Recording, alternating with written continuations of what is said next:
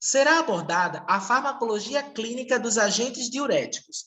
Para tanto, foram delineados alguns objetivos, os quais pretendemos cumpri-los. O primeiro deles consiste em entender a relevância da função renal na homeostase da pressão arterial e, a partir disso, inferir a importância terapêutica antihipertensiva dos diuréticos. Também temos como objetivo relembrar a fisiologia renal dos transportadores presentes nas células do epitélio tubular para a reabsorção e secreção de eletrólitos em cada segmento do néfron. Também temos como propósito compreender os mecanismos de ação das principais classes de agentes diuréticos, bem como assimilar as indicações, contraindicações e efeitos adversos destes fármacos. Por fim, mas não menos importante, temos como propósito inferir, prever e ser capaz de justificar as repercussões clínicas das diferentes classes de diuréticos, a importância terapêutica dessa classe de fármacos e a toxicidade associada ao uso irracional desses fármacos. Inicialmente, eu começo com uma pergunta: por que o sal eleva a pressão arterial? Isso me chama a atenção, especialmente porque a função renal é indispensável para a homeostase do controle da pressão arterial.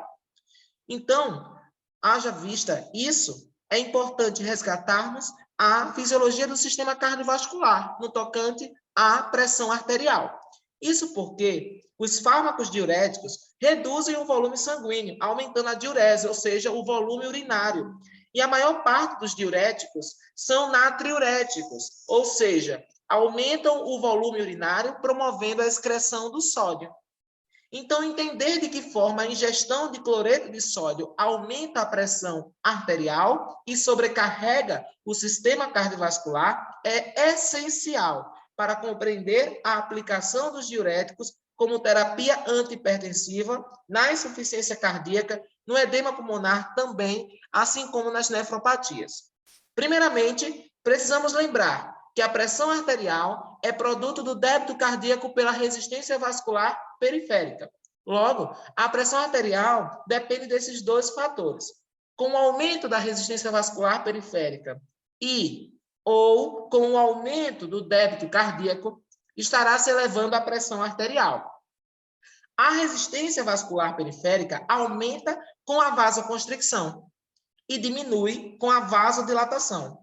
Já o débito cardíaco representa o volume de sangue que o ventrículo ejeta por minuto, ou seja, o débito cardíaco é produto do volume de enchimento sistólico pela frequência cardíaca.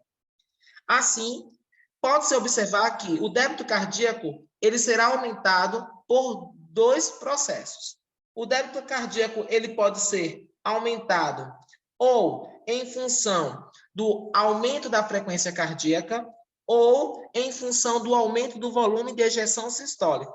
E como se aumenta o volume de ejeção sistólico? Aumentando-se o retorno venoso. E como se eleva o retorno venoso? Aumentando o volume sanguíneo.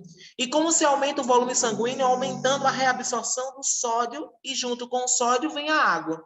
Com isso, se estará expandindo o volume intravascular, aumentando o retorno venoso, aumentando, por sua vez, o volume de ejeção sistólico, consequentemente, elevando o volume de ejeção sistólico, eleva-se o débito cardíaco, e ao elevar o débito cardíaco, também se estará elevando a pressão arterial.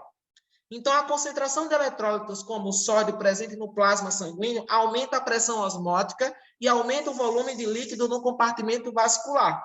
O rim é um órgão fundamental no controle da homeostase eletrolítica, do sódio, por exemplo, e de outros eletrólitos. Então, o rim, como um órgão importante no controle dos níveis pressóricos ao longo prazo, vai depender dessa sua capacidade de controlar esse volume sanguíneo. Como? A manutenção da homeostase da pressão arterial, por meio da função renal, vai consistir justamente nos mecanismos de controle da reabsorção e da excreção do sódio, ou seja, da promoção da natriurese. É um mecanismo fundamental de controle da pressão arterial ao longo prazo, ok? Ou seja, uma maior reabsorção de sódio atrai água para o sangue, expandindo assim o volume sanguíneo. Com isso, aumenta-se o retorno venoso. Consequentemente, aumenta-se o volume de ejeção sistólico. Também se aumentará a pré-carga, o trabalho cardíaco nesse coração, ok? Que vai exigir uma complacência maior para comportar um volume de enchimento maior. E ao aumentar o volume de enchimento, o volume de ejeção sistólico, aumenta seu débito cardíaco e aumenta sua pressão arterial. Então, à vista disso, pode-se inferir o efeito antihipertensivo dos fármacos diuréticos. Sobretudo aqueles fármacos que são diuréticos e que produzem a diurese pela natriurese, pelo aumento da excreção do sódio, ok? Pois bem, esta classe de fármacos atua nos rins de modo a excretar sódio e água, né? E desse modo reduz o volume de líquido dentro do compartimento vascular, reduzindo assim um retorno venoso, volume de ejeção sistólico, débito cardíaco e a pressão arterial, sendo, portanto, né, os diuréticos fármacos adjuvantes no tratamento da hipertensão arterial, né, como medicação antihipertensiva, junto com os inibidores de receptores, né, da angiotensina 2, os bloqueadores de receptores AT1 da angiotensina 2 e os inibidores da enzima conversora de angiotensina, ok? Juntamente com essas duas classes de fármacos antihipertensivas que atuam no sistema angiotensina-renina-aldosterona, né? Você também tem a adição dos fármacos diuréticos no tratamento, na estratégia terapêutica antihipertensiva. Pois bem, é importante relembrarmos a unidade funcional dos rins. Por quê? Os alvos de ação farmacológica dos diuréticos estão nessa estrutura, né, nesta unidade funcional, ok? Então, para compreender os mecanismos de ação dos diuréticos, é de fundamental importância relembrarmos a fisiologia que está envolvida na formação do fluido tubular, na formação da urina, nos processos de secreção, reabsorção, certo? Então, é muito importante. A unidade formadora da urina, né, que é o néfron, consiste de quê? De um sistema de filtração, formado por um tufo de capilares glomerulares aqui, presente no glomérulo, ok? Então, esse glomérulo vai ser responsável por filtrar o plasma sanguíneo, ok?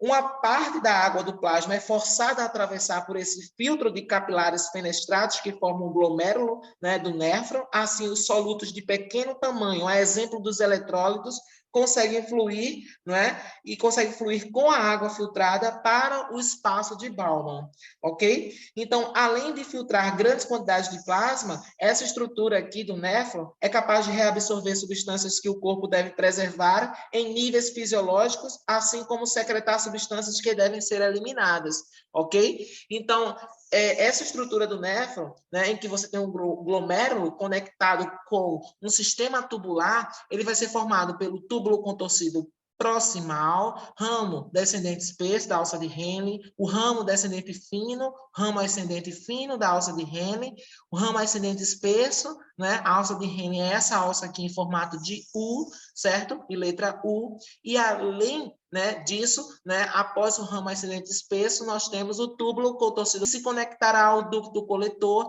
e aqui ocorrerá a formação da urina sendo eliminada aqui, né, desembocando aqui na abertura da papila renal, da pirâmide renal, ok?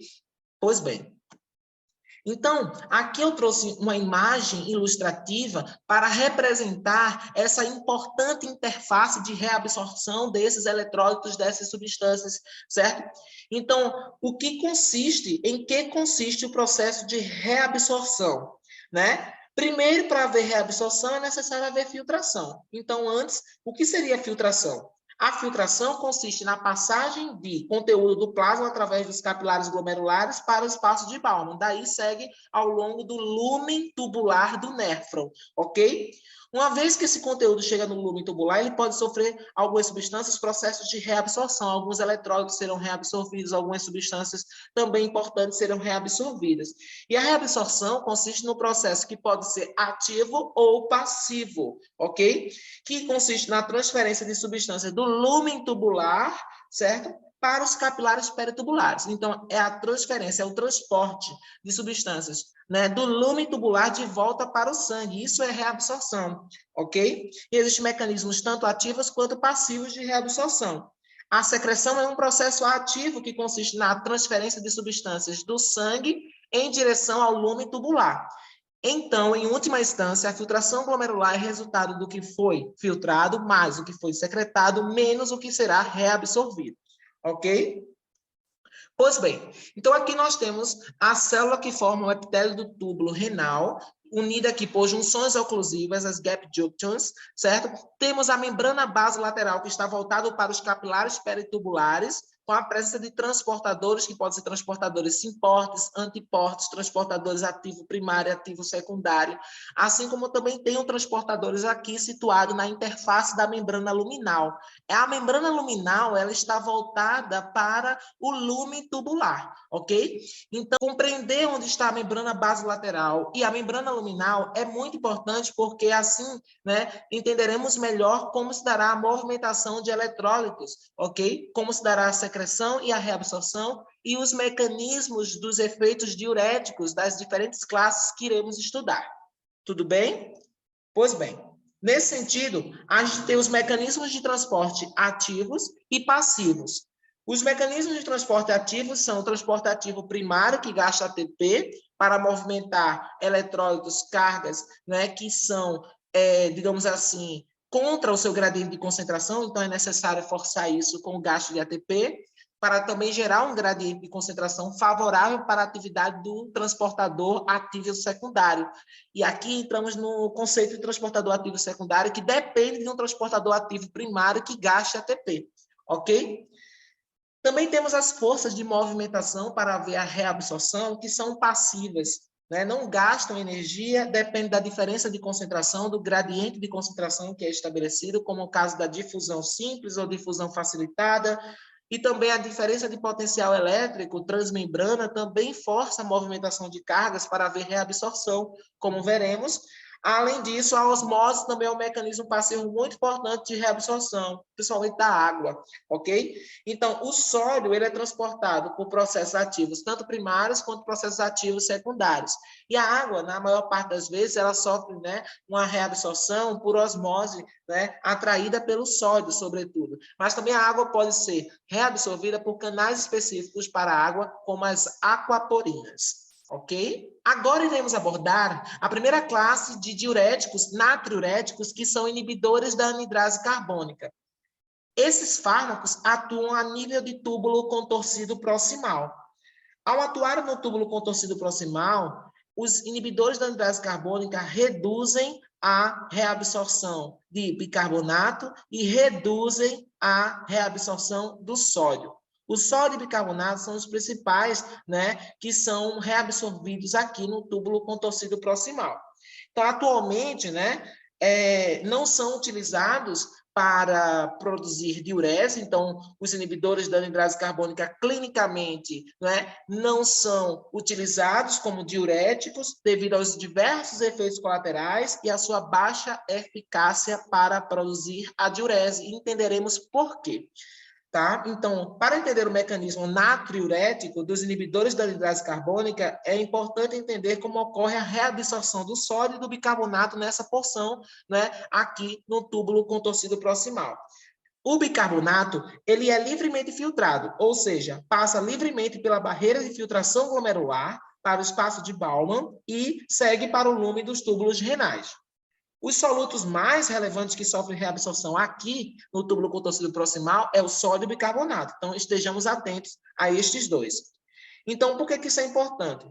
Porque a gente vai precisar aqui de um trocador sódio-potássio ATPase, que é um transportador ativo primário, que está situado na membrana basolateral. E esse transportador sódio-potássio ATPase gasta um ATP para movimentar o sódio, né? Retirar o sódio de dentro da célula tubular para o sangue e movimentar o potássio do sangue para dentro da célula tubular, ok? E desse modo, cria-se um gradiente favorável para a reabsorção do sódio por esse outro transportador, que é um transportador ativo secundário, que é o transportador trocador sódio H+. Né? Então, como vai estar reduzida a concentração de sódio aqui, isso gera um gradiente para atrair o sódio, ok? E as custas de quê? As custas da troca pelo H+. Então, o sódio é reabsorvido com a secreção de H+. Mas eu preciso ter H+, não é? E esse H+ vem de quem? Vem do próprio, né, bicarbonato. O ácido carbônico aqui, ele vai se dissociar, produzindo bicarbonato e H+. O H+, ele vai ser trocado pelo sódio, ok? Então, esse H+, que é liberado, ele vai se ligar, ele vai se combinar ao bicarbonato, que foi livremente filtrado, está no lume tubular, para formar o ácido carbônico, como se pode observar aqui, ok? E esse ácido carbônico, uma vez formado, certo? Vai agir aqui a anidrase carbônica para separar esse ácido carbônico para formar gás carbônico ou dióxido de carbono e água, certo? Pela ação da anidrase carbônica, aqui situada na membrana luminal, ok? E esse dióxido de carbono, aqui, ele é lipossolúvel e consegue passar por difusão simples, né, para o interior da célula tubular. Uma vez aqui, ele será hidratado, ou seja, vou adicionar uma molécula de água ao gás carbônico e essa reação é convertida por uma anidrase carbônica que está aqui dentro da célula tubular, e ao ser formado novamente o ácido carbônico, ocorrerá uma dissociação, né? Ocorrerá uma dissociação do ácido carbônico, produzindo bicarbonato e H+. O bicarbonato, ele será reabsorvido junto com o sódio. Então, isso é o que a gente chama de reabsorção do bicarbonato de sódio, ok? E o H+ aqui formado, adivinhem, ele vai se tornar disponível para ser trocado pelo sódio, por esse trocador sódio H+, na membrana luminal, ok? E assim eu reabsorvo o sódio e junto com o sódio eu reabsorvo a água. A reabsorção do bicarbonato é fundamental por quê? Como ele é livremente perdido por filtração, na verdade, o bicarbonato ele passa por filtração facilmente para o lume tubular. Para evitar grandes perdas de bicarbonato, eu preciso reabsorver. Porque se faltar bicarbonato no sangue, eu vou perder o meu principal sistema tampão, que evita a acidificação do sangue. Ok? Então, o bicarbonato é muito importante para evitar oscilações, né, e acidificação deste pH sanguíneo. Ok? É o principal sistema tampão. Então, o efeito final desse processo aqui descrito, né, em que a anidrase carbônica participa, é o de promover a reabsorção do bicarbonato de sódio do lume tubular para o sangue. Junto com o sódio também haverá reabsorção de água, ok? Então, agora fica muito mais fácil compreender o mecanismo diurético dos inibidores da anidrase carbônica. Ao inibir a anidrase carbônica, estará impedindo a formação do gás carbônico, impedindo a formação de bicarbonato dentro da célula tubular, certo? E, consequentemente, não haverá mais H+ disponível dentro da célula tubular. Então, sem H+, o trocador sódio H+ ficará inibido e, portanto, o sódio deixará de ser reabsorvido. Logo, aumenta-se a concentração de sódio no fluido tubular, que vai atrair a água para o lume tubular, promovendo assim a natriurese e o aumento do volume urinário. Porém, o sódio que deixa de ser reabsorvido no túbulo contorcido proximal, que é o local de ação dos inibidores da anidrase carbônica, todo esse sódio, então, porém, o sódio que deixa de ser reabsorvido no túbulo contorcido proximal vai ser compensatoriamente reabsorvido na alça de Henle, na porção ascendente da alça de Henle e no ducto coletor, por meio de um trocador chamado trocador sódio-potássio, que reabsorve sódio e secreta potássio. Dessa forma, a alça de Henle haverá o aumento da reabsorção de sódio de forma compensatória às custas do aumento da secreção de potássio, reduzindo assim muito o efeito diurético dos inibidores da anidrase carbônica. Por isso que essa classe de diuréticos ela tem pouca efetividade, né, em promover o aumento do volume urinário. Ok? Logo, o efeito diurético dos inibidores da anidrase carbônica não é relevante clinicamente porque o sódio e a água serão reabsorvidos nos segmentos mais distais do néfron, principalmente onde eu disse, na porção ascendente, né, espessa da alça de Henle, né, e no ducto coletor. Por isso que os inibidores da anidrase carbônica terão baixa eficácia como diuréticos. Haverá também maior excreção de bicarbonato se eu estiver utilizando inibidores da anidrase carbônica, né? E a urina ela vai se tornar bastante alcalina, bastante básica. Isso vai reduzir o efeito tampão do bicarbonato no sangue, que estará em falta, ok? Então, assim sendo, a urina mais alcalina propicia a formação de cálculos renais. Por quê? Os sais de fosfato de cálcio, eles tendem a se depositarem em uma urina mais alcalina.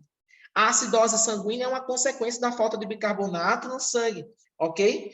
Então, essa classe de fármacos, os inibidores da anidrase carbônica, pioram a acidose metabólica ou mesmo a acidose respiratória. A hipopotassemia ou hipocalemia, que é a redução dos níveis de potássio no sangue, é explicada pela secreção de potássio necessária para a reabsorção do sódio, né, nos ductos coletores e no túbulo contorcido distal. E isso ocorre porque, para cada sódio reabsorvido, um potássio será secretado. Porque grande parte do sódio que deixa de ser reabsorvido no túbulo contorcido proximal será reabsorvido nas porções mais distais às custas da secreção de potássio, gerando uma redução dos níveis séricos, dos níveis sanguíneos de potássio, que é um quadro de hipopotassemia ou hipocalemia, ok? Os inibidores da anidrase carbônica, por serem também derivados das sulfonamidas e podem provocar, portanto, reações alérgicas em pacientes que tenham hipersensibilidade a este composto. Clinicamente, onde utilizamos inibidores da anidrase carbônica? No glaucoma de ângulo aberto, ok? Para o tratamento crônico, mas também utilizamos no glaucoma de ângulo fechado antes da intervenção cirúrgica, ok? Por quê? Porque a anidrase carbônica tem um papel imprescindível na síntese do humor aquoso. Além disso, temos os diuréticos de alça. Os diuréticos de alça são fármacos cujo mecanismo de ação está aqui apresentado, são inibidores do simporte sódio-potássio 2-cloreto. Os diuréticos de alça têm esse mecanismo bem interessante, né, de inibir esse cotransportador sódio-potássio 2-cloreto, que está situado na membrana luminal, lá das células tubulares, né, do ramo ascendente espesso da alça de Henle.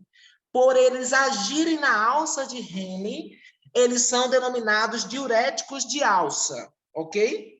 Pois bem, os diuréticos de alça, eles são muito potentes, muito eficazes, e por esse motivo são diuréticos de altíssima relevância quando se deseja produzir uma intensa diurese em algumas condições clínicas, né, de grande relevância. Então, eles são muito potentes por duas razões principais. Dois fatores justificam, né, essa elevada potência diurética dos diuréticos de alça. Primeiro fator é que 35% a 45% da quantidade de sódio que é filtrada e que alcança o fluido tubular será reabsorvido no ramo ascendente espesso. Ou seja, é nessa porção, né, do ramo ascendente espesso da alça de Henle, né, do túbulo renal, onde vai ocorrer a maior parte da reabsorção do sódio tubular. Ao inibir a reabsorção de sódio nesse local, haverá um expressivo efeito natriurético. Além disso, o segundo fator que contribui para a elevada potência dos diuréticos de alça está no fato de que os segmentos do néfron que estão após o ramo ascendente espesso da alça de Henle não conseguem reabsorver compensatoriamente o sódio que deixou de ser reabsorvido no ramo ascendente espesso da alça de Henle quando se fez o uso dos diuréticos de alça. Então, esses dois fatores justificam a elevada potência dos diuréticos de alça.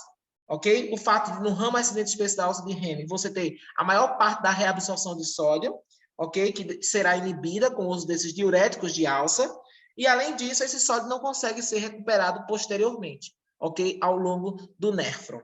São exemplos de fármacos diuréticos de alça a furosemida, abumetanida, ácido etacrínico e torsemida. Sem sombra de dúvidas, na clínica, os diuréticos de alças mais utilizados é a furosemida, de todos eles. Ok? Então, vamos compreender melhor o mecanismo de ação. Como já é sabido, o sistema de transporte do cloreto de sódio na membrana luminal do ramo ascendente espesso da alça de Henle é feito por esse cotransportador aqui, ok? Que é um cotransportador, o transportador simporte, né? Que transporta, que carreia, né? Do lúmen para o interior da célula tubular. Dois íons positivos, que são um sódio e um potássio, e dois íons negativos, que são os dois cloretos, ok? Tudo isso para dentro da célula. Mas, em seguida, existe aqui, olha, ao lado, um transportador de potássio que vai secretar o potássio e, consequentemente, só por essa diferença de carga aqui, em que você vai ter duas cargas positivas, um sódio e um potássio sendo levado para o interior da célula e dois cloreto, né? Mas aqui vai haver uma secreção de uma carga positiva, um potássio, então isso vai provocar, olha, observe uma diferença de polaridade em que aqui eu vou ter na membrana luminal, voltado para o lume, não é? Eu vou ter uma carga mais positiva do que aqui, a voltada para o interior da célula tubular, ok? Então, observe o que está acontecendo aqui. Então, está havendo uma diferença de potencial. A membrana luminal com polaridade mais positiva estará voltado para cá, conseguem repelir os íons de cálcio 2+ e magnésio. Como eles são repelidos, né? Eles conseguem ser reabsorvidos, o cálcio e o magnésio, por esta via paracelular, ok? Tendo em vista isso, os diuréticos de alça inibem um cotransportador sódio-potássio 2-cloreto, aumenta a natriurese porque deixa de reabsorver o sódio, certo? E, consequentemente, o volume urinário aumenta, mas também esses diuréticos de alça reduzem a reabsorção de cloreto, assim como reduzem a reabsorção do potássio, ok? Mas também observem que, se eu inibir esse cotransportador sódio-potássio 2-cloreto, ok? Eu não vou ter a diferença de polaridade, né, em que se observa aqui, e eu vou perder essa polaridade positiva nessa região da membrana luminal, e, consequentemente, eu vou deixar de repelir o cálcio e o magnésio para serem reabsorvidos pela via paracelular. No final das contas, eu também vou ter comprometimento ou diminuição da reabsorção do cálcio e do magnésio, com o uso dos inibidores diuréticos de alça, ok?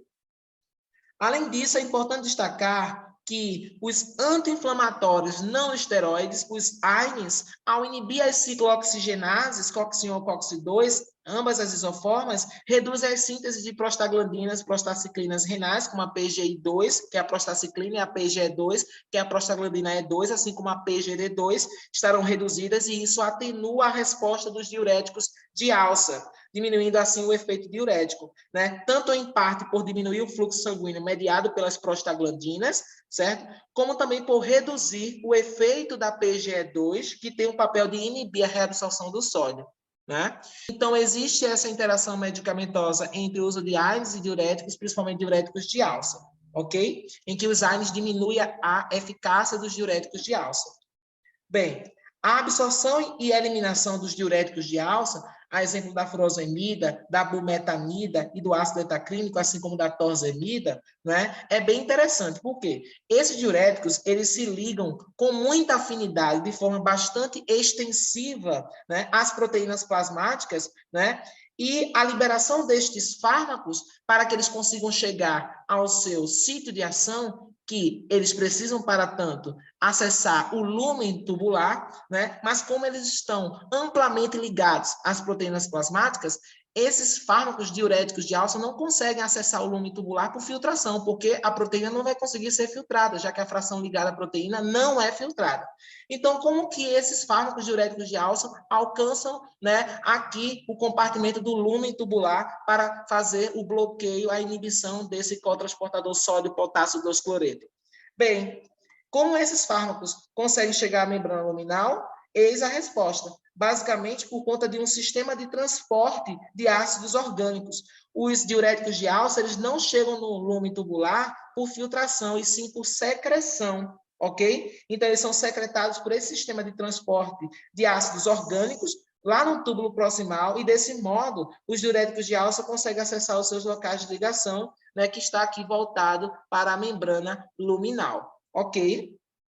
Então, com relação aos usos terapêuticos dos diuréticos de alça, é importante destacar que a furosemida tem a propriedade de aumentar a capacitância venosa sistêmica e, desta forma, reduz a pressão de enchimento do ventrículo esquerdo, ou seja, reduz a pré-carga no ventrículo esquerdo.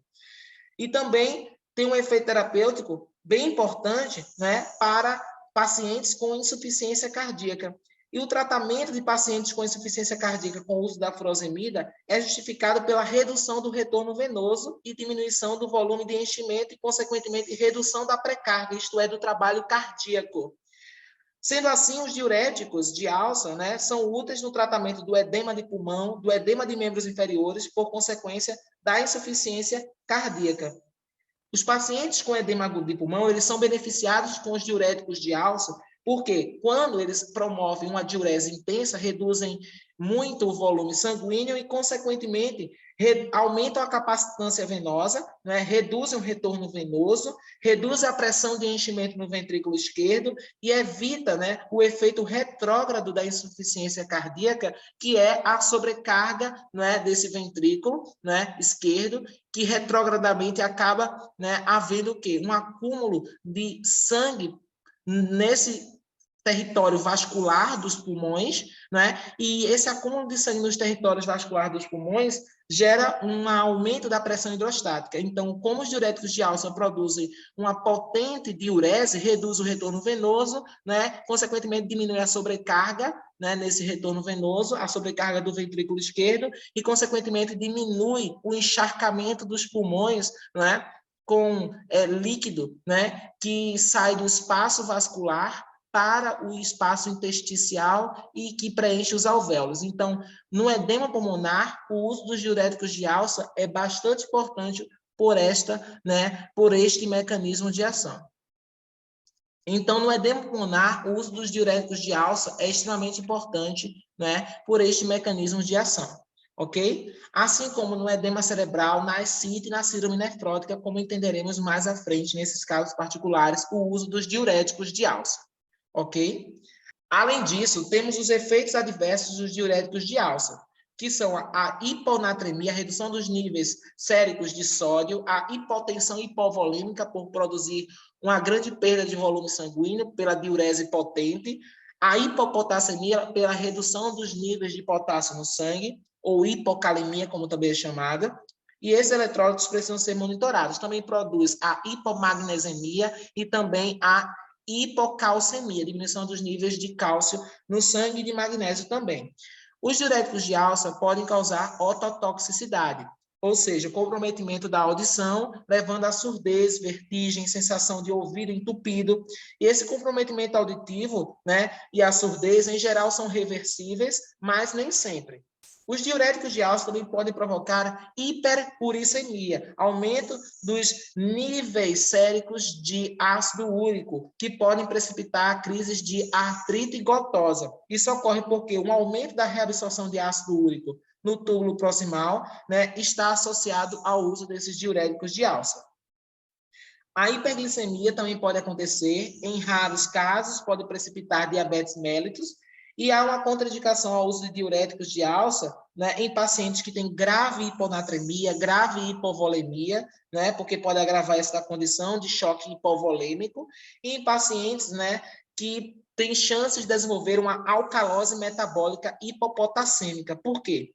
Com a inibição da reabsorção de sódio no ramo espesso ascendente da alça de Henle, os diuréticos aumentam o aporte de sódio no ducto coletor, e esse aporte aumentado de sódio no ducto coletor gera um aumento da secreção de potássio, porque parte desse sódio vai ser reabsorvido, né?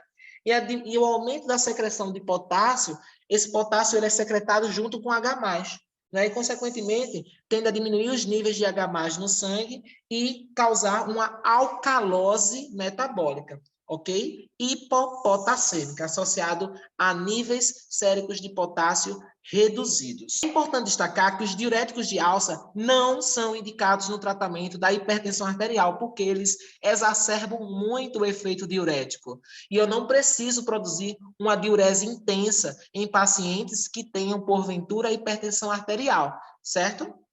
Para tratar hipertensão arterial com o uso de fármacos diuréticos, né, associados a outros fármacos antihipertensivos, né, utilizamos clinicamente e mais comumente os diuréticos tiazídicos, que iremos abordar agora.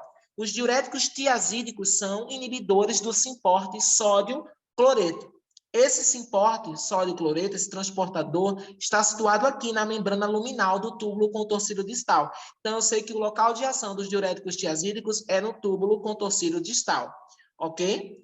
Pois bem, então, são exemplos de fármacos tiazídicos, a hidroclorotiazida, que é a mais amplamente utilizada na clínica, a clorotiazida, a clortalidona, idapamida e metalazona, ok? São os fármacos inibidores do simporte sódio-cloreto, né? Tiazidas ou diuréticos semelhantes a tiazidinas, né? Tiazidinas, portanto, são assim chamados diuréticos tiazídicos. E eis aí a justificativa do nome, ok? Esses diuréticos, eles são natriuréticos, pois eles aumentam principalmente a excreção do sódio e do cloreto, assim como os demais diuréticos que vimos até o momento. Os diuréticos tiazídicos, né, provocam a natriurese, né, no túbulo contorcido distal, mas é importante lembrar que nessa porção apenas 5 a 10% do cloreto de sódio filtrado será reabsorvido nessa porção. Ou seja, 5 a 10% da reabsorção do sódio, do cloreto de sódio, ocorre no túbulo contorcido proximal. Então, a gente pode inferir que a potência dos diuréticos tiazídicos é menor do que a dos diuréticos de alça, ok? Então, precisamos entender agora o mecanismo de transporte do sódio e do cloreto nessa porção do néfron. O transporte de sódio é acionado por uma bomba de sódio que está aqui, ó, localizado na membrana basolateral. É um transportador ativo primário que gasta ATP para transportar o sódio para o sangue, da célula tubular para o sangue e o potássio do sangue para a célula tubular. Isso cria um gradiente eletroquímico para o sódio, favorecendo a atividade do simporte cotransportador de sódio-cloreto que está presente na membrana luminal. Estou diminuindo os níveis de sódio aqui no interior da célula tubular por conta da atividade desta bomba sódio-potássio ATPase, cria-se um gradiente de concentração que favorece o quê? Favorece a reabsorção do sódio e também do cloreto, ok? E isso vai acontecer aqui no túbulo contorcido distal, né? Na membrana luminal.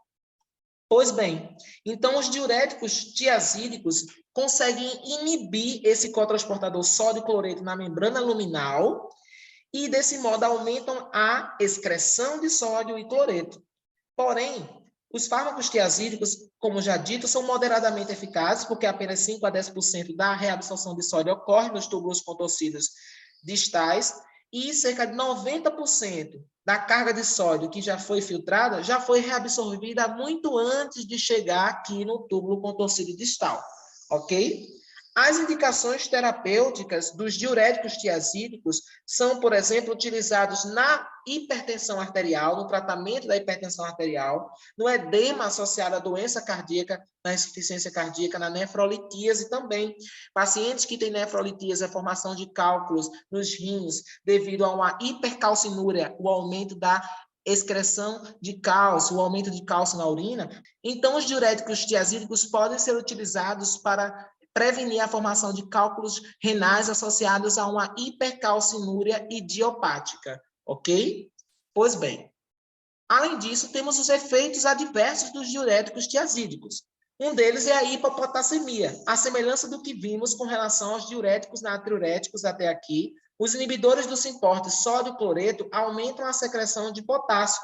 Isso porque parte do sódio, quando chega ao ducto coletor, as células principais nesse segmento do néfron possuem canais de sódio do tipo ENaC, que são canais de sódio epiteliais, que reabsorvem parte do sódio às custas de secreção de potássio. Isso lá no ducto coletor. Então, isso acaba levando a uma hipopotassemia. Outros efeitos adversos incluem a hiponatremia e hipocloremia, além da hipercalcemia, aumenta os níveis séricos sanguíneos de cálcio. Cronicamente, a excreção de ácido úrico, né, ela também se torna reduzida. Então, é importante destacar que os diuréticos tiazídicos também aumentam os níveis de ácido úrico, causando uma hiperuricemia. Ok? Isso ocorre porque os diuréticos tiazídicos também são eliminados por secreção no líquido luminal. E a secreção dos diuréticos tiazídicos é feita pelo mesmo sistema secretor do ácido úrico do organismo. Então, o ácido úrico é excretado da urina porque ele é secretado. Então, inibindo o mecanismo de secreção do ácido úrico, bloqueando pela competição, né, nos mesmos sítios de secreção do ácido úrico, utilizando o diurético tiazídico, isso acaba por favorecer a secreção do diurético tiazídico, mas diminuir a secreção de ácido úrico por uma relação de competição pelo mesmo transportador que faz a secreção do ácido úrico e do diurético tiazídico, ok? Também causa hiperlipidemia. A hiperlipidemia, né, associada ao uso de diuréticos tiazídicos, né, está associada ao aumento dos níveis plasmáticos de colesterol total, LDL, triglicerídeos totais, Além disso, também produz hiperglicemia. Era muito mais comum hiperglicemia com diuréticos tiazídicos quando se utilizava antigamente em altas doses. Hoje ele nem é mais utilizado em altas doses, ok? E sim em baixas doses, né? 12,5 miligramas, 25 miligramas.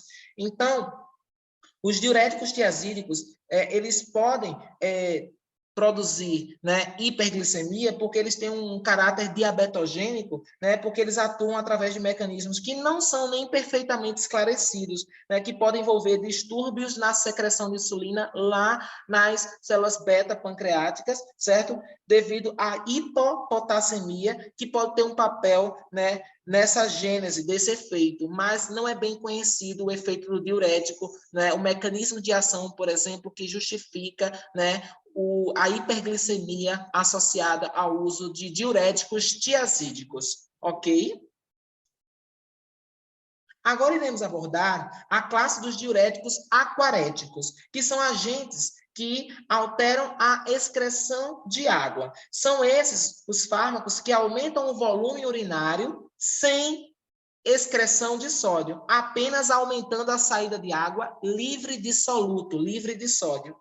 Para entender o mecanismo dos aquaréticos, temos que compreender o mecanismo dos agonistas do hormônio antidiurético, que é o ADH, também conhecido como vasopressina. Porque os diuréticos aquaréticos atuam como antagonistas, né, do hormônio antidiurético, bloqueando os receptores da vasopressina. Então, fisiologicamente, a vasopressina é um hormônio antidiurético produzido no hipotálamo que atua em 3 receptores distintos: V1A, V1B e V2.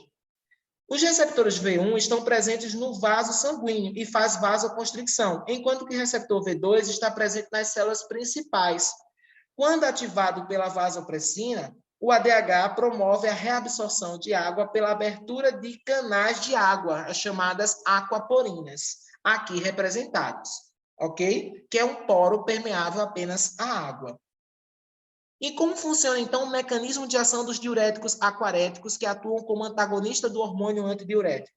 Os diuréticos antagonistas dos receptores V2 da vasopressina, que é este que está relacionado com a ativação dos canais de água, aquaporina. Então, quando eu bloqueio esse receptor V2, eu vou diminuir a reabsorção de água através das aquaporinas, fazendo com que a água livre de sódio seja excretada e não seja reabsorvida. Dessa forma, os antagonistas da vasopressina aumentam a osmolaridade sanguínea, porque diminui o volume de sangue, eliminando apenas água e concentrando os solutos, os eletrólitos no sangue, ok? Então, além disso, é importante destacar que são exemplos de diuréticos aquaréticos, que são antagonistas diretos dos receptores do hormônio antidiurético, a conivapitana e a tolvapitana. São os 2 únicos exemplos de fármacos antagonistas do hormônio antidiurético. Em situações em que há uma redução da osmolaridade do sangue, isso vai resultar em edema. Concordam? Porque eu vou diminuir a pressão osmótica no sangue, certo? E, consequentemente, o líquido que está no compartimento vascular vai tender a se extravasar, passar por o intestino, já que a pressão osmótica do intestino será maior, ok? Pois bem, então, em situações em que a redução da osmolaridade sanguínea, pode-se perceber que vai haver um edema. Por exemplo, na hiponatremia, em que a redução da concentração plasmática de sódio pode causar edema. E esse edema oferece risco em locais nobres, como edema no sistema nervoso central. Imagine um edema no centro cardiovascular, né, em locais nobres, na formação reticular, no bulbo, né? Então, é bem importante ter cuidado com esse edema associado à diminuição da pressão osmótica do sangue. Assim sendo, os inibidores do hormônio antidiurético conseguem restabelecer a osmolaridade porque promove a excreção de água livre de soluto na urina, o que acaba por concentrar o sangue, né? Concentra os eletrólitos do sangue. E isso restabelece a pressão osmótica e reduz o edema associado à hiponatremia, ok?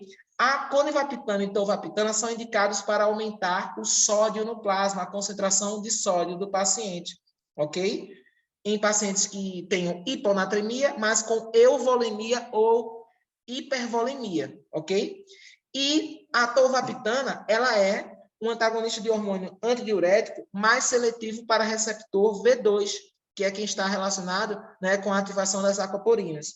Enquanto que a conivaptana é antagonista não seletivo.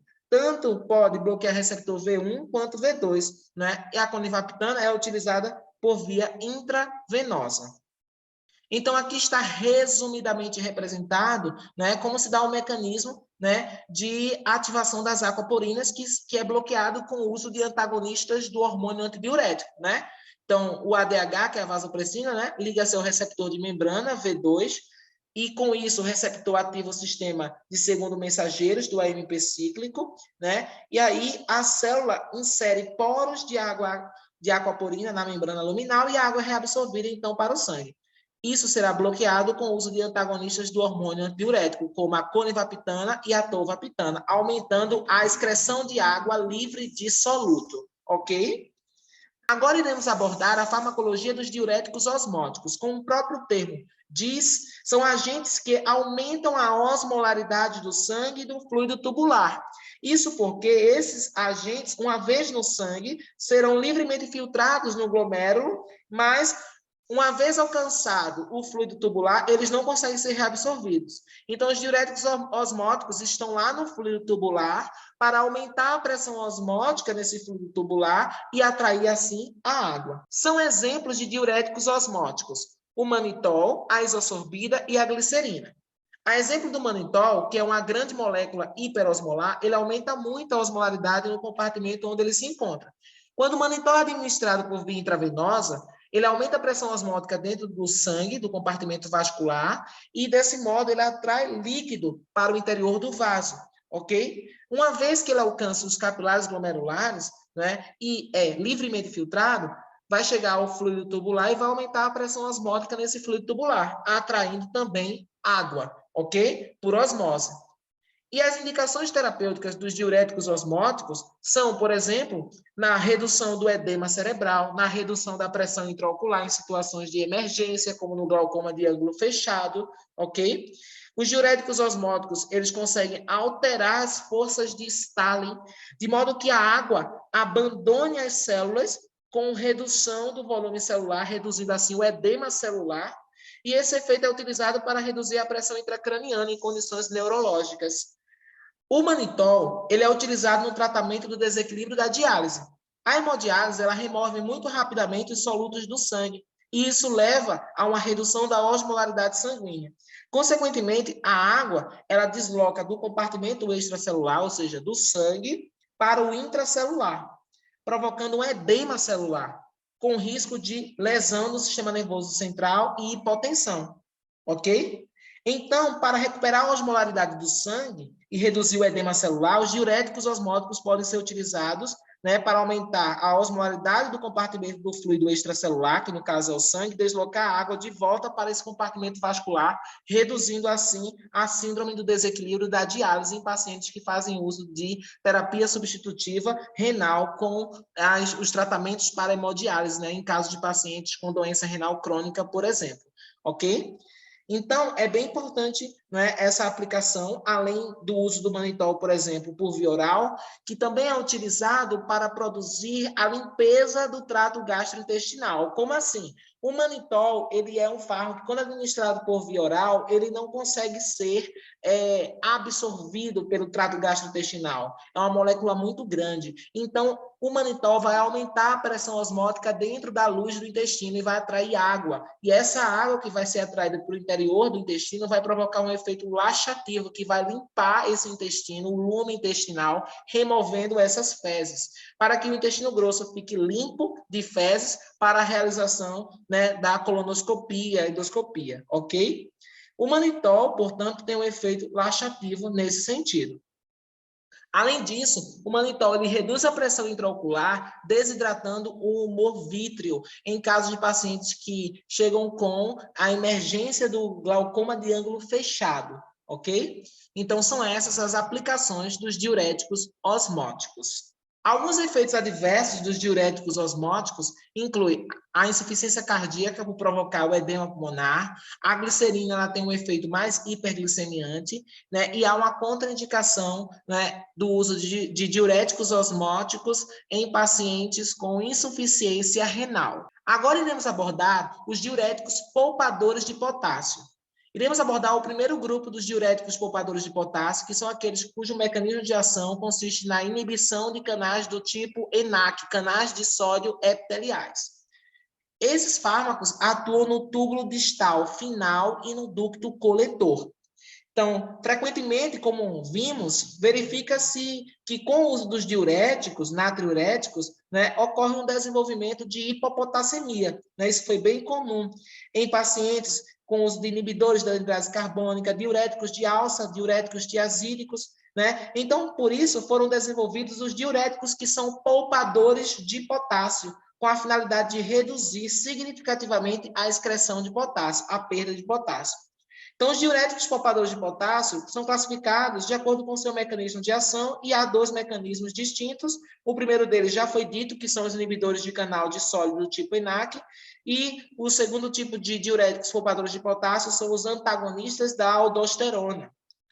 Bem, as células principais no final do túbulo distal e no ducto coletor possuem nas suas membranas luminais canais de sódio epiteliais que asseguram uma via de reabsorção de sódio no sentido do gradiente eletroquímico criado pela bomba de sódio presente na membrana basolateral. Então, existe aqui na membrana basolateral a bomba de sódio clássica, sódio-potássio ATPase, que cria um gradiente favorável à reabsorção do sódio através deste canal aqui, ok? Este canal do tipo ENaC, que é o canal de sódio epitelial, ok? Lembre-se que toda vez que o sódio é reabsorvido, o que acontece com o potássio? Ele é secretado. Isso porque a entrada de sódio cria uma diferença de potencial transepitelial negativo no lúmen tubular, que fornece uma força de atração para a secreção do potássio para o lúmen através de canais de potássio na membrana. Então, toda vez quando o sódio é reabsorvido, estou tirando uma carga positiva daqui, aqui fica negativo. Então, consequentemente, ocorrerá uma atração do potássio para o lúmen tubular e assim, consequentemente, ele é secretado e excretado, ok? Sempre que um sódio é reabsorvido. São exemplos de fármacos inibidores de canais de sódio tipo ENaC, a amilorida e o triantereno. Então, a amilorida e o triantereno bloqueiam os canais epiteliais de sódio na membrana luminal das células principais do final do túbulo distal e ducto coletor. O principal canal de sódio sensível à amilorida é esse canal do tipo ENaC, assim como o triantereno. E por que esses fármacos poupam potássio? Basta lembrar, bem simples, o principal fator que impulsiona a secreção de potássio é a reabsorção de sódio, pois, ao tirar a carga positiva do fluido tubular, deixa o gradiente elétrico negativo na membrana luminal, e era isso que favorecia a secreção do potássio. Mas, com a inibição do canal de sódio do tipo ENaC, não vai ter esse gradiente negativo na membrana luminal que impulsionava a secreção de potássio. E quais os efeitos dos inibidores de canal de sódio tipo ENaC na excreção urinária? Bem, como na porção final do tubo distal e ducto coletor possui uma capacidade muito limitada para reabsorver o sódio, assim o bloqueio de canais de sódio nessa porção do néfron aumenta razoavelmente, mas não aumenta muito não, a natriurese, ok? Então, eles não são assim tão potentes em relação ao seu efeito diurético, mas são bem importantes para poupar o potássio. Além disso, observe que quando se deixa de reabsorver o sódio, essa porção aqui, né, da membrana luminal vai ficar positiva, concorda? E no que vai ficar positiva, isso vai aumentar a reabsorção do potássio, do H+, do cálcio e do magnésio, que serão repelidos para serem reabsorvidos aqui pela via paracelular. Por quê? Porque quanto menos eu reabsorvo o sódio, mais positivo vai ficar essa membrana luminal, e isso vai forçar com que as cargas positivas, como o caso do magnésio, do cálcio, do H+, do potássio, consigam ser repelidas, né, para serem reabsorvidas, ok? Então, o uso dos inibidores de cálcio tipo ENaC, eles conseguem aumentar a reabsorção do cálcio H+, e magnésio e do potássio, né? Porque vai diminuir as taxas de excreção. Desse modo, é bem importante o uso desses inibidores de canais tipo ENaC para poupar não apenas o potássio, mas também o cálcio e o magnésio. Então, é bem interessante o uso dos inibidores de canais de sódio tipo ENaC, tanto para poupar o potássio, mas também para poupar cálcio e magnésio, ok? Então, pode-se concluir que os efeitos adversos dos inibidores de canais de sódio tipo ENaC será a hiperpotassemia, o aumento dos níveis séricos de potássio. E esse efeito adverso ele pode ser perigoso em pacientes que têm grandes chances de aumentar os níveis de potássio no sangue. Consequentemente, a amilorida e o triantereno são contraindicados em pacientes com hiperpotassemia, assim como em pacientes com risco de desenvolver hiperpotassemia. A exemplo de pacientes com insuficiência renal, pacientes recebendo outros diuréticos que também têm o mesmo mecanismo de poupar potássio e pacientes usando inibidores da enzima conversora de angiotensina ou pacientes usando suplementos de potássio. Certo? Então, é contraindicado o uso de inibidores de canais de sódio tipo ENaC, que são poupadores de potássio, em pacientes com insuficiência renal, né, ou associação com diuréticos poupadores de potássio, como antagonistas da aldosterona, ok? As indicações terapêuticas do uso de inibidores de canais de sódio, por causa da leve natriurese que é induzida, é raro usar esses fármacos sozinhos, unicamente no tratamento do edema ou da hipertensão, porque eles não são potentes diuréticos, são fracos diuréticos, os inibidores de canais de sódio do tipo ENaC. Então, a principal utilidade dos diuréticos poupadores de potássio é a combinação desses fármacos, né, com outros diuréticos. De fato, a combinação de um diurético inibidor de canal de sódio aumenta a resposta diurética e antihipertensiva de outros diuréticos, como o diurético tiazídico, diuréticos de alça. E, clinicamente, o mais relevante benefício dessa combinação é a capacidade de os inibidores de canal de cálcio tipo ENaC reduzir a excreção de potássio, né, tendendo assim a contrabalancear os efeitos, né, dos diuréticos que causam hipopotassemia, como é o caso dos diuréticos tiazídicos e dos diuréticos de alça, ok? Agora iremos abordar os antagonistas de receptores da aldosterona, que são outra classe de diuréticos poupadores de potássio. Bem, são exemplos de fármacos antagonistas de receptores da aldosterona, a espironolactona e a eplerenona. Para tanto, é importante relembrarmos a fisiologia da aldosterona no equilíbrio eletrolítico renal. Então, fisiologicamente, a aldosterona provoca retenção de sódio, né, água, e também aumenta a excreção de potássio e H+. Então, a aldosterona reabsorve sódio e secreta, e consequentemente excreta, potássio, ok? Quando a aldosterona ativa os receptores mineralocorticoides, ela vai ter o seu efeito desencadeado. Diante disso, foram desenvolvidos os antagonistas dos receptores mineralocorticoides. Então, os antagonistas de receptores mineralocorticoides, como a espironolactona e eplerenona, né, bloqueiam esses receptores mineralocorticoides, os quais irei chamar de receptores MR, que são receptores citosólicos. Ok? Então, vamos compreender bem o mecanismo de ação dos antagonistas de receptores mineralocorticoides. As células epiteliais do final do túbulo distal e ducto coletor contêm receptores mineralocorticoides MR que estão localizados no citosol e possuem alta afinidade pela aldosterona.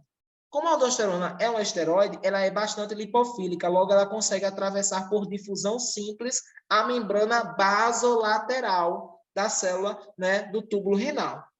Dessa forma, ela vai se ligar aos receptores mineralocorticoides, que estão no citosol, são receptores citosólicos, ok? E então, esse complexo receptor-aldosterona desloca-se para o núcleo, onde se liga com sequências específicas de DNA que são responsivas à aldosterona, e com isso aumenta a expressão de proteínas induzida por esses hormônios, como, por exemplo, as bombas, né, os transportadores, que vão ajudar na reabsorção desse sódio e na excreção ou secreção e, consequentemente, excreção de potássio. Pois bem, o cortisol ele também consegue se ligar aos receptores mineralocorticoides. No entanto, no tecido renal, a atividade da enzima 11-beta-hidroxisteroide deshidrogenase tipo 2 consegue converter o cortisol em cortisona, que é a forma inativa do cortisol, de modo a evitar o excesso de ativação dos receptores mineralocorticoides. Farmacologicamente, a espironolactona e a eplerenona inibem de forma competitiva a ligação da aldosterona ao seu receptor mineralocorticoide. Como a espironolactona e a eplerenona bloqueiam os efeitos biológicos da aldosterona, estes agentes também são chamados de antagonistas da aldosterona. Interessantemente, os antagonistas de receptores mineralocorticoides são os únicos diuréticos que não exigem acesso ao lumen tubular para induzir diurese, porque eles conseguem atravessar a membrana basolateral e bloquear os receptores mineralocorticoides que estão no citosol das células tubulares. Ok? Pois bem, então, quais são os efeitos dos antagonistas da aldosterona na excreção urinária? São efeitos semelhantes aos induzidos pelos inibidores de canais de sólido tipo ENaC presentes no epitélio renal. Todavia, a eficácia clínica da espironolactona e eplerenona depende muito dos níveis endógenos da aldosterona, ok? O seu local de ação também será uma porção do túbulo distal final e ducto coletor. Com relação aos usos terapêuticos dos antagonistas da aldosterona, é importante destacar que, semelhante aos outros diuréticos poupadores de potássio, a espironolactona é coadministrada junto com os diuréticos tiazídicos e diuréticos de alça no tratamento de edema e hipertensão. Inclusive, há até a formulação espironolactona combinada com hidroclorotiazida. Essa combinação propicia efeito natriurético com menor perturbação da homeostase eletrolítica do potássio, com menos perda de potássio. Outra aplicação clínica da espironolactona é no tratamento de hipertensão resistente por causa do hiperaldosteronismo primário, em que há, nesse caso, um adenoma, um tumor da suprarrenal ou hiperplasia suprarrenal bilateral. Também tem indicação clínica no tratamento do edema recorrente associado ao aldosteronismo secundário, que é uma condição que está na insuficiência cardíaca, na cirrose hepática, na síndrome nefrótica e na ascite grave. Alguns efeitos adversos da espironolactona são decorrentes da afinidade pelos receptores da progesterona e androgênio, como a ginecomastia, a redução da libido, a hipotensão e irregularidades menstruais. Isso ocorre somente com a espironolactona, atuando na redução da testosterona livre, como também na inibição da ação desses hormônios, por competir com eles na ligação aos receptores androgênicos. A espironolactona é antagonista de hormônios esteroidais gonadais, ou seja, ela bloqueia indesejavelmente outros receptores de hormônios sexuais, além de bloquear os hormônios mineralocorticoides. Ok? Mas a eplerenona não tem esses efeitos adversos porque ela é altamente seletiva para receptores MR mineralocorticoides. No entanto, tanto a espironolactona quanto a eplerenona podem provocar hiperpotassemia ou hipercalemia, aumento dos níveis séricos de potássio e, portanto, os antagonistas de receptores da aldosterona não podem ser utilizados junto com os inibidores de canais de sódio do tipo ENaC, porque ambos são poupadores de potássio, ok? Pois bem, então, de um modo geral, as indicações terapêuticas incluem o aumento da resposta diurética e antihipertensiva, reduz a excreção de potássio em associação com diuréticos tiazídicos e de alça, reduz edema causado pelo hiperaldosteronismo e previne a hipertrofia cardíaca, porque a aldosterona tem um papel fundamental na hipertrofia dos cardiomiócitos e na fibrose do tecido cardíaco, né? Então, reduz a hipertrofia cardíaca e também é utilizada no edema da cirrose hepática. Agora iremos abordar o papel farmacológico da espironolactona na cirrose hepática. A cirrose, ela é uma doença hepática que está frequentemente associada com edema e ascite, juntamente com a elevação da pressão hidrostática no sistema porta e redução da pressão oncótica plasmática pela diminuição da produção de albumina, que ocorre no fígado. Então, os mecanismos para a retenção de sódio pelos rins nesse contexto incluem a diminuição da perfusão renal em decorrência de alterações vasculares sistêmicas, diminuição do volume plasmático, também devido à formação, né, de ascite e redução da pressão oncótica pelo estado de hipoalbuminemia. Além disso, pode haver retenção primária de sódio devido aos níveis plasmáticos elevados de aldosterona. Então, daí já dá para entender, por exemplo, por que o uso da espironolactona, né, é interessante para antagonizar os efeitos da aldosterona no paciente com cirrose hepática, ok? Pois bem, Na cirrose hepática, ocorre uma ativação do sistema renina, angiotensina, aldosterona. Também porque, aparentemente, a lesão hepática ela diminui a depuração ou aumenta a produção de fatores vasodilatadores. Esses fatores inicialmente levam à diminuição da resistência vascular mesentérica com a ativação da vasoconstricção simpática e do sistema renina-angiotensina-aldosterona para tentar compensar essa situação. Então, os níveis elevados de renina e aldosterona são decorrentes de uma produção excessiva e não de um catabolismo diminuído pelo fígado. Mas as ações intrarrenais da angiotensina 2 e da aldosterona determinam vasoconstricção renal e também distribuição do fluxo sanguíneo e aumento da reabsorção tubular do sódio e água pela exacerbação da atividade da aldosterona, nesse caso do paciente com cirrose. Na cirrose hepática, ocorre uma ativação do sistema renina-angiotensina-aldosterona. Aparentemente, a lesão hepática diminui a depuração ou aumenta a produção de fatores vasodilatadores. Esses fatores inicialmente levam à diminuição da resistência vascular periférica, que é entendida pelos rins como um quadro de hipotensão, né? Então, desse modo, ocorre uma ativação da vasoconstricção simpática e do sistema renina-angiotensina-aldosterona, porque esse paciente cirrótico está perdendo volume plasmático, certo? E esses rins vão perceber esse estado como uma hipovolemia ou uma hipotensão, e vai tentar compensar isso aumentando a ativação do sistema renina-angiotensina-aldosterona. Então, pelo fato de a cirrose ser um estado elevado de aldosterona, né, e essa elevação da aldosterona aumenta a retenção de sódio, e isso acaba agravando o edema da cirrose hepática. Por isso que a espironolactona pode ser utilizada por ser um antagonista da aldosterona, inibe o efeito da reabsorção de sódio, que pode contribuir para o edema, nesse caso de pacientes com a cirrose hepática. Ok? Então, quando a ascite e o edema se tornam graves, a terapia diurética pode ser de grande utilidade. O edema cirrótico é inusitadamente responsivo à espironolactona e à eplerenona. A associação de diuréticos de alça e de um antagonista de receptor de aldosterona pode, inclusive, ser muito útil em indivíduos com cirrose hepática, né, com edema refratário, ok? Então, um diurético de alça, como a furosemida, é tipicamente adicionada à espironolactona para uma diurese mais potente. Mas é necessária muita cautela no uso de antagonistas da aldosterona em pacientes cirróticos com insuficiência renal, que é o que caracteriza a síndrome hepatorrenal, devido ao potencial risco de causar hiperpotassemia grave e causar alcalose metabólica, ok?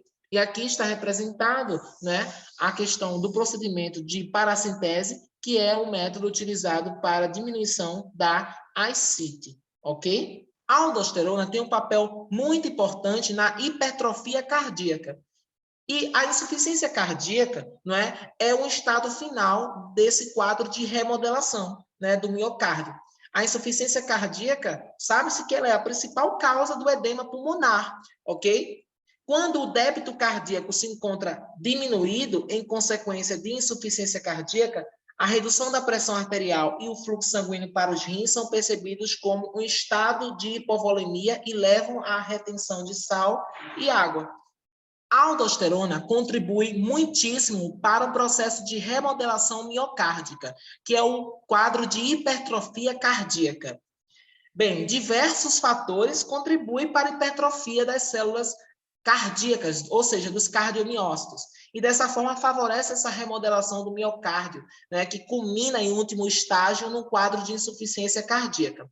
Essa remodelação é um processo adaptativo, que leva à redução da eficácia do acoplamento excitação-contração e, consequentemente, diminuição da contratilidade e desenvolvimento de um quadro de insuficiência cardíaca secundária ao processo de hipertrofia.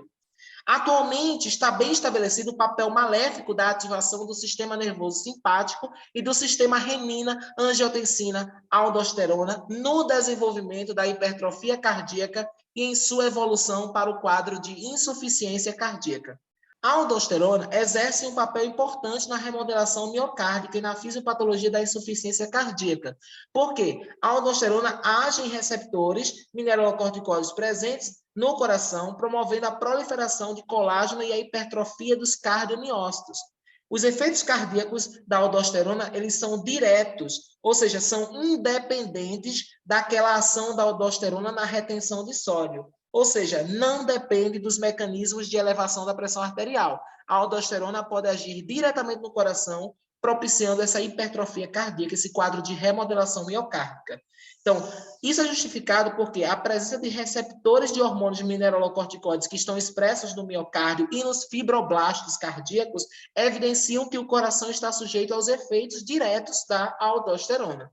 O conhecimento da possível contribuição da aldosterona e dos mecanismos mediados pelos mineralocorticoides, como a aldosterona, agindo em receptores MR, para o desenvolvimento e progressão da hipertrofia ventricular hipertensiva, é de extrema relevância porque essa hipertrofia cardíaca é um importante preditor de insuficiência, que poderia ser prevenido com a antagonização do efeito da aldosterona no miocárdio. Ok? Então, evidências atuais foram obtidas principalmente com o uso de antagonistas de aldosterona que apoiam fortemente o papel da aldosterona como determinante da hipertrofia ventricular esquerda, disfunção diastólica na hipertensão primária, já que quando há um aumento dessa espessura de parede do ventrículo, né, consequentemente, isso vai reduzir o diâmetro cavitário e reduzir a complacência da parede ventricular esquerda. Ok? Então, os antagonistas da aldosterona, como a espironolactona e a pleronona, ao bloquear os receptores mineralocorticoides nas células cardíacas, fibroblastos e cardiomiócitos, em momento mais precoce, consegue prevenir a fibrose e a hipertrofia dos cardiomiócitos, reduzindo assim, portanto, a remodelação cardíaca e prevenindo o desenvolvimento do quadro de insuficiência cardíaca. Além disso, a insuficiência cardíaca é a principal causa do edema pulmonar. Quando o débito cardíaco se encontra diminuído em consequência da insuficiência cardíaca, a redução da pressão arterial e o fluxo sanguíneo para os rins, que estarão diminuídos porque o débito cardíaco foi reduzido pelo comprometimento do quadro de insuficiência cardíaca, os rins vão perceber essa situação como um estado de hipovolemia, porque vai estar recebendo pouco fluxo sanguíneo. E isso vai levar o quê? De forma compensatória, o aumento da ativação do sistema renina-angiotensina-aldosterona, que vai propiciar o aumento, né, da retenção de sal e água para recuperar esse estado, né, de redução do débito cardíaco, que, na verdade, é por causa do coração insuficiente. Então, essa resposta fisiológica do sistema renina-angiotensina-aldosterona aumentado, inicialmente, é para tentar compensar esse volume intravascular e o retorno venoso ao coração, de modo a tentar restaurar, em parte, o débito cardíaco para o seu valor normal. Mas, com a progressão da insuficiência cardíaca, apesar de haver um aumento do volume plasmático pelo aumento do sistema renina-angiotensina-aldosterona, os rins continuam fazendo retenção de sal e água, que aumenta a pressão hidrostática capilar. Então, quando a pressão hidrostática capilar excede, aumenta em relação à pressão colodiosmótica capilar, ocorre um extravasamento de fluido do espaço vascular para o intestício e, consequentemente, lá no território pulmonar, ocorre um extravasamento de líquido para o espaço alveolar, resultando no quadro de edema pulmonar. Então, nesse estágio, o uso de diuréticos torna-se necessário para reduzir o acúmulo de edema, particularmente nos pulmões, e a redução da congestão vascular pulmonar com diuréticos melhora também a oxigenação e a função miocárdica por reduzir o trabalho cardíaco, por diminuir a pré-carga, pela redução do retorno venoso. Então, os diuréticos têm aplicação aqui, sobretudo os diuréticos de alça, que são potentes diuréticos capazes de reduzir bastante esse volume sanguíneo que está exacerbado em pacientes com quadro de insuficiência cardíaca descompensada, que culmina secundariamente no quadro de edema pulmonar. Mas ainda cabe uma observação, que no tratamento de paciente portador de insuficiência cardíaca, né, com o uso de diuréticos, é preciso lembrar que o débito cardíaco desses pacientes é mantido em parte por altas pressões de enchimento. Por conseguinte, o uso excessivo de diurético pode diminuir muito o retorno venoso e, assim, comprometer o débito cardíaco. Essa questão é particular e, sobretudo, importante em pacientes com insuficiência ventricular direita, ok? Diferentemente no quadro de insuficiência ventricular esquerda. Por fim, é importante destacar o papel dos diuréticos na doença renal e na insuficiência renal. Será que é racional o uso de diuréticos nesses casos? Em quais casos de doença renal o uso de diuréticos ele é utilizado clinicamente? Então, quando o paciente tem insuficiência renal grave, os agentes diuréticos eles têm pouco benefício, visto que a filtração glomerular não é suficiente para gerar ou manter uma resposta natriurética. Entretanto, inúmeros pacientes e até mesmo pacientes submetidos à diálise com graus mais leves de insuficiência renal podem ser tratados com diuréticos quando eles retêm, por exemplo, volumes excessivos de líquidos entre uma sessão e outra da diálise, ok? Mas, de um modo geral, na insuficiência renal não está indicado o uso de diuréticos, ok? Clinicamente, né, pacientes com edema renal, eles apresentam esse aspecto aqui, olha, com edema na região periorbital, palpebral, na região malar, região perioral. Então, geralmente é um edema frio, simétrico, gravitacional, né? Essa face renal aqui é muito observada em pacientes ao acordar, ok? Também é um edema elástico em que a gente consegue observar o sinal do cacife, ok? Então, é importante destacar que na síndrome nefrótica, por exemplo, que ela caracteriza pela presença de proteinúria maciça, hipertensão e edema, né? Os diuréticos eles devem ser usados com cautela, especialmente quando existe uma suspeita de hipovolemia e risco de induzir perda aguda da função renal. Ok? Mas nos pacientes com síndrome nefrótica e hipervolemia, devido à retenção de sódio e água pelos rins, o uso vigoroso de diuréticos é de grande relevância para o aumento da excreção de sódio e água e redução do volume intravascular, a despeito de ter uma pressão oncótica plasmática baixa devido à perda de proteínas na urina. Já o diurético de alça, né, ele é o mais utilizado para esse processo, mas ele pode ser combinado com a hidroclorotiazida e a albumina intravenosa. Se eu quero fazer uma potente diurese, eu preciso utilizar uma furosemida, por exemplo, que é um diurético de alça e potente, ok? Então, na síndrome nefrítica, por outro lado, né, você tem pacientes com hematúria, a presença de cilindros hemáticos na urina, né, oligúria ou anúria e edema, ok? Pode-se utilizar a furosemida nesses casos, ok?